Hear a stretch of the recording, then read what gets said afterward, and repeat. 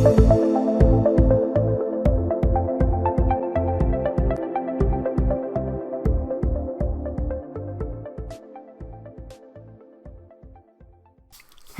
and welcome to this quick demo of how the eDiscovery platform version 10.1 is going to integrate with Microsoft Teams to collect messages from and conversations from Microsoft Teams and then ingest it into the eDiscovery platform, process the data, and make the data available within a case for review. So first of all, we're going to start out by showing you how to set up Microsoft Teams as a source for eDiscovery platform to be collected from. During this, there are a few aspects of this I will not go into in a lot of depth because this is a high-level overview, but I will not go into configuration of Merge 1, which we use in the back end to actually do the collections for Microsoft Teams. That's an easy setup, and I'm not going to go over that as part of this, just the eDiscovery platform side of things. And I will not go into detail on how to get items such as tenant ID, app ID, and secure secrets or client secrets out of Microsoft Azure, because anybody who manages their M365 environment will know how to set these up and provide them to you as either for your beta or for the full-blown deployment of the application when you decide to go that direction. First thing we're going to do is inside the eDiscovery platform, assuming you have Merge 1 set up and configured, and that is already linked to your M365 into Teams for collections. And what we're going to do is that we're going to add a new source, and that new source is going to be for M365. So as I said, the first thing we're going to do is set up a new source. So this is our eDiscovery platform user interface, and we're going to go from here and we're actually going to go in and set up a new source. So we're going to go to our default dashboard, go to all collections, go to sources, and we're going to add a new source. So that source is actually going to be M365. So we're going to go to add, and we'll give it a source name, and we're going to call it this beta M365. And the source type, in the past you would select Office 365. We've actually changed that now to M365 to fall in line with the Microsoft new naming convention. So we select M365. And there's a few things you need. First of all, you need a tenant ID. The tenant ID is something you get from Microsoft Azure, the same along with your app ID and your client secret. These three things come from Microsoft Azure, so your Azure admin should provide these for you. Now, as I put these in here, they will be hashed out because this is our test environment and we don't want to broadcast that information out everywhere. So we'll put in our tenant ID.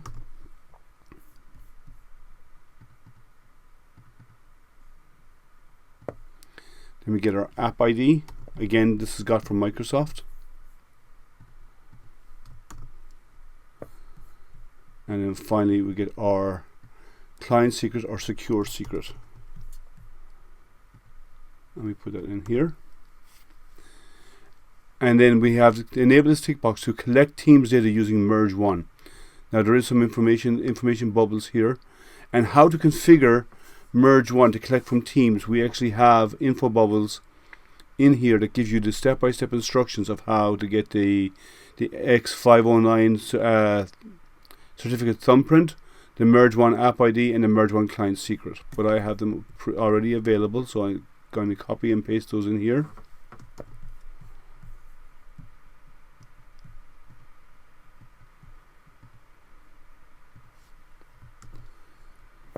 And the URL.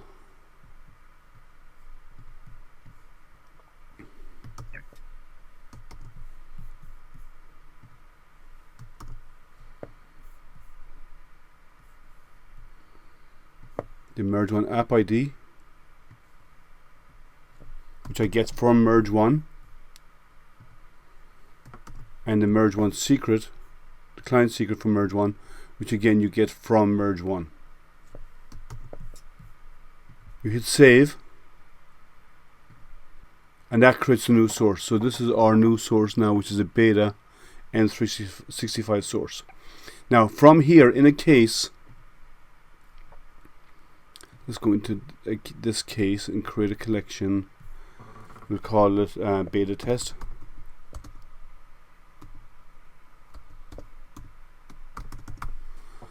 and we don't have to give it a description. We select a location, and we put it in the M365 demo case. We hit save, and now from here we actually go on and do our collection. So we create a new collection by clicking add, and we're going to use the beta M365 as our source. And the new UI that we introduced as part of Exchange and OneDrive collections, we actually use the same UI for the Microsoft Teams. So we actually turn off Exchange and turn on Teams here. And this changes the filters that are available to us. So what we have in filters right now is we have to select dates.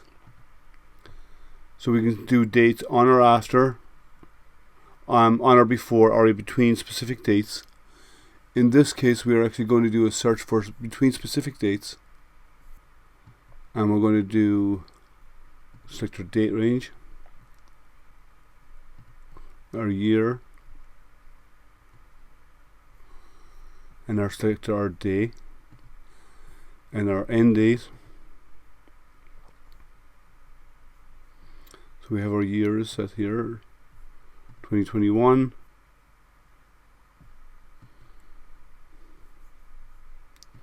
May 8th.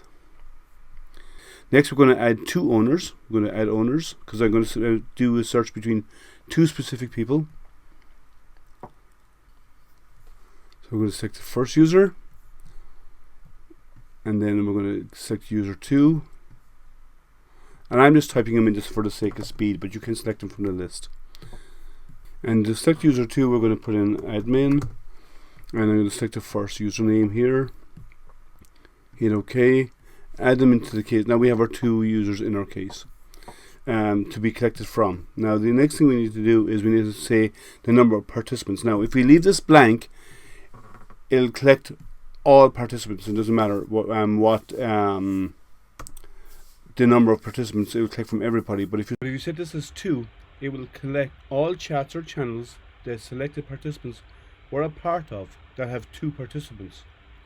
It could also be the 2 participants we selected, but this could also be a selected participant and somebody else that is not in our pick list, but they were part of the conversation where there was 2 participants. So it'll collect both chat or channel conversations, or you can actually have both enabled. So once you have that done, you also have the option here to collect the individual JSONs and associated attachments for each message, if you wish to, as part of the collection. What we do is we actually bring the data in, and we turn it into when we store it as message files inside in the PST in Microsoft Teams. So it'll collect both chat or channel conversations, or you can actually have both enabled. So once you have that done, you also have the option here to collect the individual JSONs and associated attachments for each message, if you wish to, as part of the collection. What we do is we actually bring the data in, and we turn it into when we store it as message files inside in the PST. And once that's done, you click Save and Start, just right here, and you run your collection. So once your collection is collected, I'll show you what it looks like when it's done. I'll quickly switch over here to a demo case. And you see here we already have run a collection. I'm using those criteria. I just did it that way to speed things up. So we have a demo data collection. You see it here. We take the data into the case as normal. We process the data into the case as we normally would. Once the data is processed into the case, as you would normally process data into the case, the data becomes available. So if you go into the case itself, let's go to the demo case. So in our native viewer, this is what the data looks like when this is processed in. So we have our conversations from Naveen, and we actually show the date, the timestamp. The emojis are brought in, the reactions are brought into our demo case. We actually bring over any memes or icons that we bring in, or images are actually embedded into the image, as you see here. And we can actually scroll through these conversations. When you do searching against the data, that we have hit highlighting against the data. So let's, as an example, let's do a search for, we do a search for Neha. So there's Neha's name is actually highlighted here and here, as normal, and we can actually go down through the different hit highlights in the document wherever the name appears, and we can actually do our normal redactions, our normal productions, as we would with any other documentation within the system. Now, one thing that's slightly different in the way we have Teams set up, in the way we show the reactions. Normally in Teams, the reactions actually in the upper corner here. I can quickly show you what that looks like.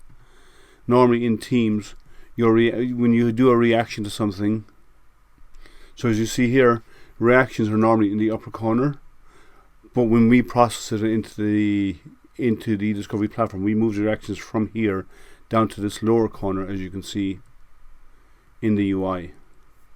We just bring the reactions over here. Once we have our data inside the system, we can then go along and actually do our redaction against the content. So we have the option to do redact an area, which we select here, and we can redact an area if we wish to. We can give it a reason code, and this is attorney-client privilege as an example.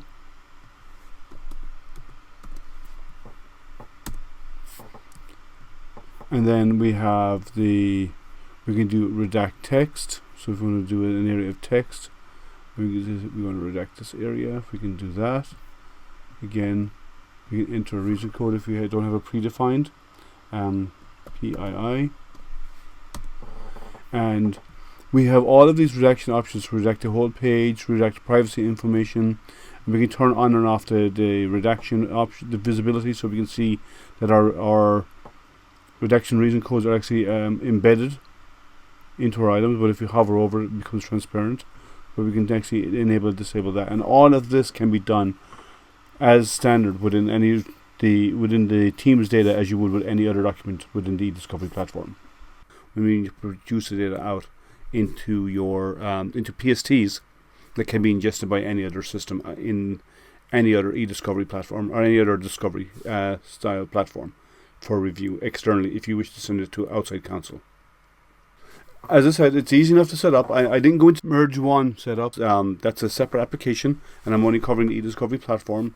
And I didn't cover setting up the tenant ID and so on, because that's all documented in our product documentation. But it's easy enough to set up, and your Azure administrator will be able to follow those instructions easily enough to create your tenant ID, app ID, and your client or secure secret. And then with your Merge One deployment, it is easy enough to set up your thumbprint, which you bring into Microsoft Azure to create the thumbprint, your token. The Merge One app ID is created by Merge One, and the Merge One client secret is created within Merge One, and that's a set up once, and it's this kind of set and forget type of an environment where you create it once and then you never have to go back to it again. Well, I hope you found this interesting and useful to you. Please, if you have any issues during the beta testing, please reach out to us and let us know, and we'll assist you as much as possible. Thank you so much.